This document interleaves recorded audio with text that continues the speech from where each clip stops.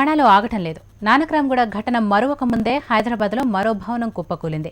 Chaderghat police station పరిధిలోని ఊపర్ బస్తీలో ఓ వ్యక్తి అక్రమ నిర్మాణాలు జరుపుతూ పక్కింటిని కూలగొట్టాడు.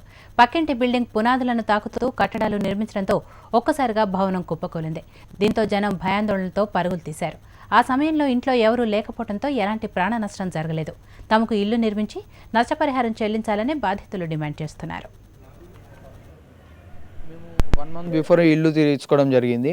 లింగం డైరీ ఫామ్ అతను మా ఇంటి పక్కన ఇల్లు కట్టిపియడం జరిగింది. అతను ఇల్లు కూల్పించడానికి కూడా జేసీబీస్ వాడాడు. ఆ జేసీబీస్ వాడుతుంటే మేము ముందే అనుమానాస్పదంగా అతనికి అడిగాము, నువ్వు ఇలా జేసీబీస్ వాడితే మా ఇంటికి ఏమైనా జరిగితే ఎలాగా అంటే, అతను మీరేం టెన్షన్ తీసుకోకండి, ఏమైనా అవుతే నేను బాధ్యతని నేను కట్టిస్తాను అని చెప్పేసి అనడం జరిగింది.